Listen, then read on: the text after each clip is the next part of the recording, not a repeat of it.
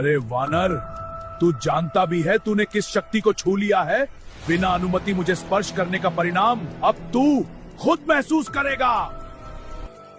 हनुमान जी उस पत्थर को छू के बहुत विचित्र हो गए। अरे ये क्या हो रहा है, मेरा शरीर पत्थर का क्यों बन रहा है? आखिर महाबली हनुमान जी को इतनी अपार शक्ति होने के बावजूद उनका शरीर पत्थर क्यों बनने लगा?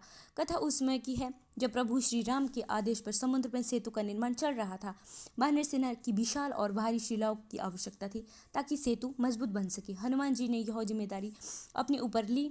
पर्वत लाने के लिए आकाश मार्ग में उड़ चले। उड़ते उड़ते उनकी दृष्टि एक अद्भुत पर्वत पर पड़ी। तेज, शांत और दिव्य जिज्ञासी के वश में जैसे ही हनुमान जी ने उस पर्वत को स्पर्श किया, एक विचित्र घटना घटी। उनका शरीर दो भागों में बट गया। एक भाग जीवंत और दूसरा पत्थर में परिवर्तित हो गया।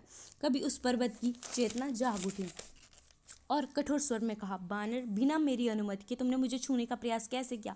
हनुमान जी तुरंत हाथ जोड़कर झुक गए और शांत स्वर में बोले, मेरी शक्ति का प्रयोग करना मेरे लिए कठिन नहीं था, परंतु मैं बल से नहीं धर्म से कार्य करता हूँ।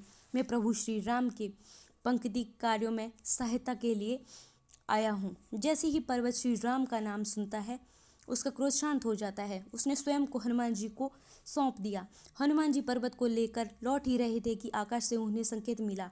सेतु का निर्माण पूर्ण हो चुका है, परंतु हनुमान जी ने उसी स्थान पर पर्वत को सम्मानपूर्वक स्थापित किया और पूर्ण घटना विस्तार से उन्होंने बताकर क्षमा याचना की।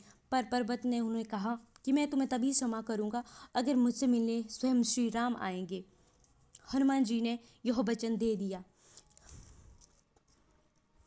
युग बीता। त्रेता युग के बाद द्व्यापन आया। द्व्यापन के उनके युग में वही श्री राम जी कृष्ण के रूप में अवतरित हुए। उन्होंने उसी पर्वत को अपनी उंगली पर उठाकर सिद्ध कर दिया कि ईश्वर का दिया वचन कभी अधूरा नहीं रहता। अगर आपको भी लगा हनुमान जी की शक्ति बल से नहीं भक्ति से चलती है तो श्रद्धा से लिखिए, जय हनुमान जी।